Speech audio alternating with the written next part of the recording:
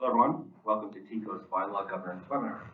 I'm Michael Levinson, Chair of the Board of Directors, and with us today we have Richard Smart, President and CEO, Tracy McCarron,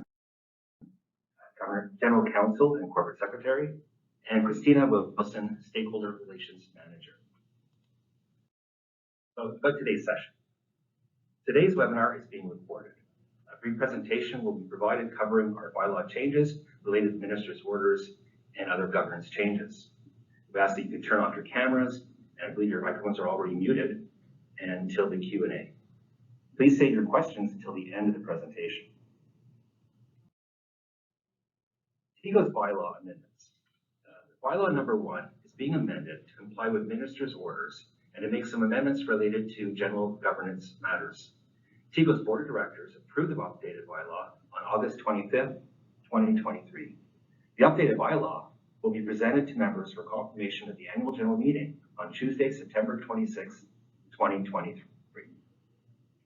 I'm going to hand the floor over to Tracy. Good afternoon. Thanks for joining us today. On August 11th, TICO received 5 statutory orders from the Minister of Public and Business Service Delivery. The first order required that the size of the board be decreased from 11 to 9. The second order requires that all board members be committed to a proactive consumer protection competency. The third order limited industry representation on the board to no more than 34%. The fourth order required the establishment of a nominations committee with specific requirements. And the fifth order required the establishment of an industry advisory council to advise the board. So today we'll be walking you through those orders in more detail and how the bylaw has been amended to reflect the minister's order. The amendments that are being made to the bylaw in relation to the minister's order are not subject to member approval, as we're required to make those changes as a result of the orders. The minister had the authority to make the orders under the Safety and Consumer Statutes Administration Act.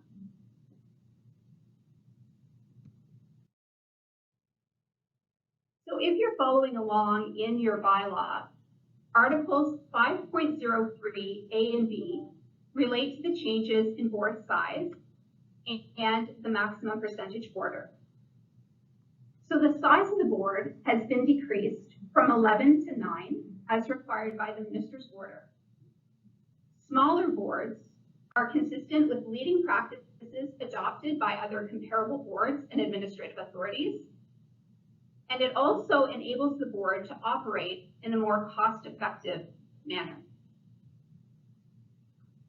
The bylaw has been changed to reflect the minister's order that no more than 34% of members of the board may be drawn from the travel agent and travel wholesaler communities. To be clear, the percentage is calculated with reference to the full 9-member board.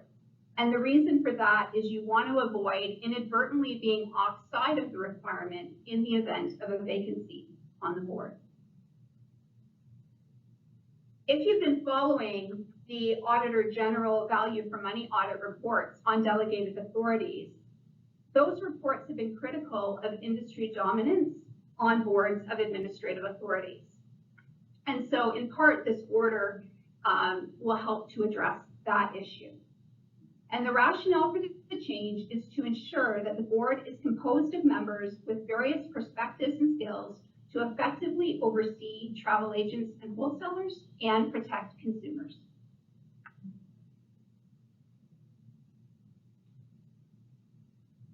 Article 5.12b sets out the requirement for all board members to have a positive orientation to consumer protection. Establishing competency criteria is intended to ensure that directors have the competency to effectively advance TICO's consumer protection measures. Article 6 establishes a governance and nominations committee with specific requirements.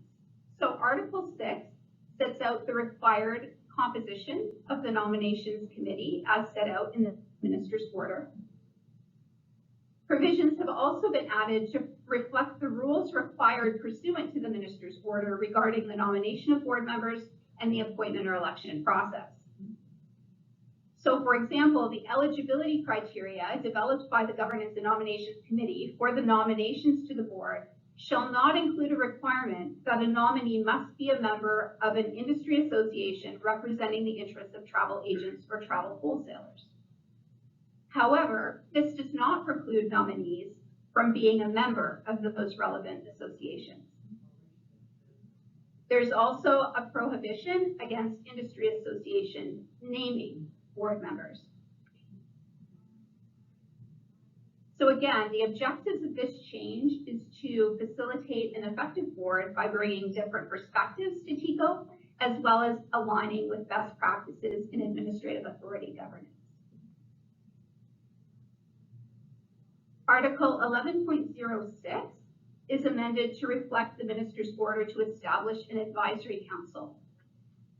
While there will be fewer industry members on the board, this will be a forum to enable TICO to still obtain advice and input from that key stakeholder group in order to make informed decisions related to TICO's consumer protection mandate.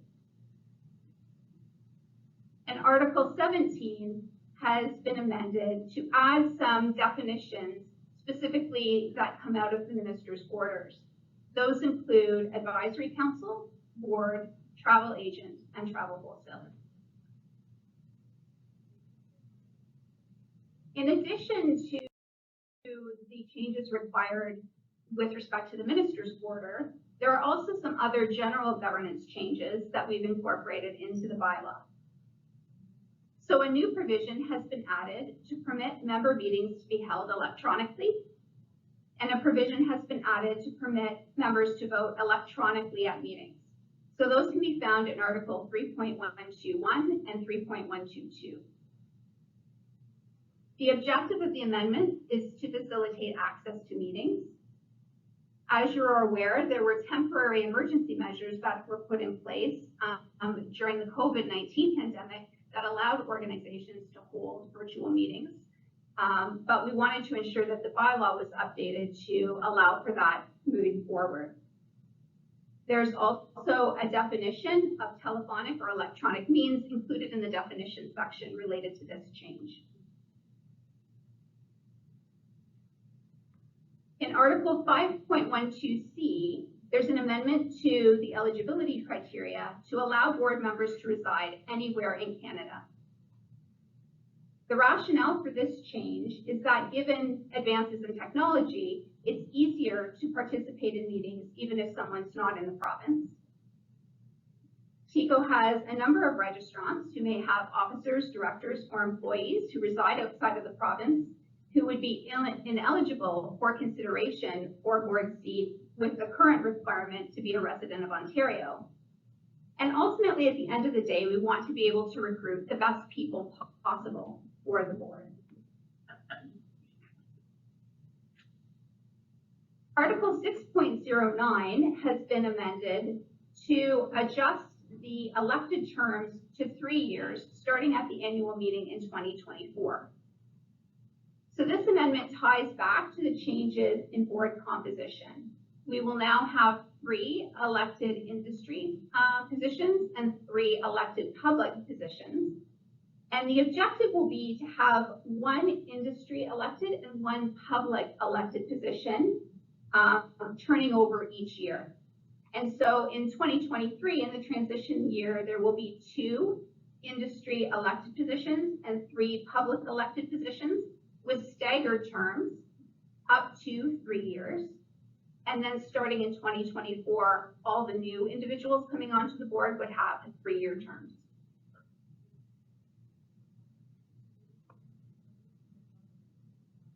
Given the increased number of elected directors on the board, we added a provision with regard to filling board vacancies, because obviously it's more difficult to fill an elected position if someone is unable to complete their term. So Article 6.15 has been added to address vacancies in elected directors. And essentially, it would allow the board to either fill the vacancy for the remainder of the term, to call a members' meeting to have the vacancy filled by the members, or to wait till the next annual meeting of members to have the position filled. And the objective of the change is really to ensure that the board is able to continue functioning and take the steps necessary to ensure that it's not left shorthanded in completing its required work. And finally, Article 8 has been amended to recognize that the minister may appoint the chair of the board. The minister has the ability to do that under the Safety and Consumer Statutes Administration Act, and the current chair is appointed by the minister. An amendment is also being proposed that where the minister is not appointed by the chair, that the board can elect the chairperson from amongst themselves, rather than only from amongst the minister's appointees. This is reflective of modern governance practices and is consistent with other administrative authorities.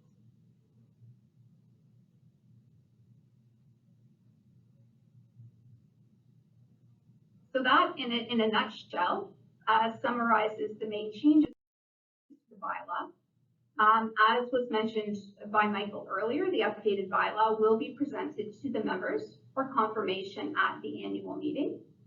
Once the changes are confirmed, the new bylaw would be posted on TICO's website. All right, that concludes the remarks portion of the webinar today. We can now launch into the question and answer session.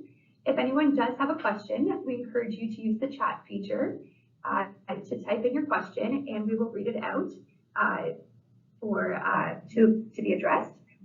Alternatively, if you would like to ask your question verbally, you can use the reaction feature to raise your hand, and we will then call your name when it's your turn. And when your name is called, we encourage you to please remember to unmute yourself. And just a reminder, any questions asked today should be related to the proposed bylaw amendments that were just covered.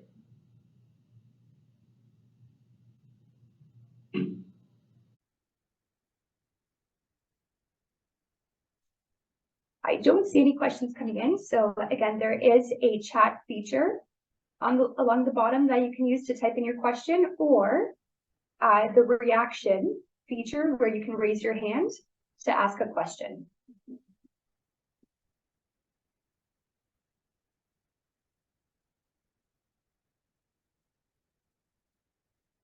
Must have been so well explained.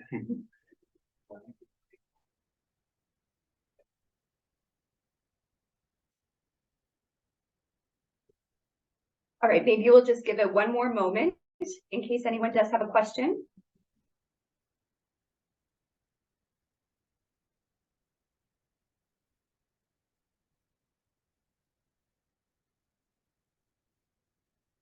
Okay, including remark when we're ready. All right, I don't see any questions coming in through the chat. We do have one raised hand. So we have a question coming in from Jean. Hey there, Jean, if you're able to please unmute yourself to ask your question. Hello, everyone. I hope you are doing Hello, well. John. Hello. I only have a question about the Consumer and Industry Committee. Is the Industry Advisory Council will replace the committee, or how this will work precisely? Did you understand my question? Jean, we're having a tough time hearing you, but I think if I'm hearing correctly, you're asking about the Industry Advisory Committee and whether we will reconstitute the current Consumer and Industry Advisory Committee. Did I hear that correctly? Yes. Yes, Yeah. I'd be happy to try to answer that. So thank you, Jean, for the question. Nice to see you again and hear from you. Members on the call may be familiar that TICO currently has a committee referred to as the Consumer and Industry Advisory Committee that provides strategic and tactical advice to both the board of directors and the senior management team. The goal is that committee in due course will be disbanded and replaced by a Consumer Advisory Committee and a separate Industry Advisory Committee the latter, which is required, by the minister's order. The date in which we need to have the industry advisory committee in place is January 1st, 2024. And we're in the process right now of discussing that transition. We've had some dialogue with the Consumer and Industry Advisory Committee, and we'll be going through a process over the coming weeks and months. And there'll be further direction provided to registrants and other stakeholders about interest in either of those committees. And that information will be coming out in the not too distant future. I hope that addresses your question, John. Thank you. Yes, thank you, Right, thank you. Richard. You're welcome. Okay, I'm not seeing any other raised hands or questions coming in through the chat. Maybe we'll give it one last moment in case anyone has a final question.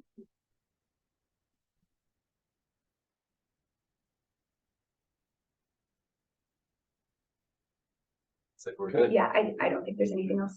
Okay, Okay, well, maybe a last one. Are you going to make the PowerPoint, the presentation available? Because it's easy to see where all the changes are. So it would be useful for us to see the difference between the previous bylaw and the new bylaw that will be presented at the AGM. Sure. I think that's a good recommendation, John. As you heard at the start, the session's being recorded, and what we were planning on doing is making that this whole presentation and communication available in due course, and access to the PowerPoint. I think is a good idea for those members who were not able to attend the session today. So we'll find a way of making that happen. Thank you. Well, I'd like to thank everyone's attendance today and interest. And has anybody else? Yeah, maybe just a concluding remark. I know how busy it is in the industry today. I hear and read and see that with my own eyes, and I know it's asking a lot to take time out of busy schedules to attend an exciting session on bylaws. But I did want to remind folks that we are having our annual general meeting September 26th at 5 p.m. I believe. And I hope many of you will decide to join it. There'll be an update on TICO's progress through last fiscal year and some current developments. The agenda was shared in the notice that went out on August 25th.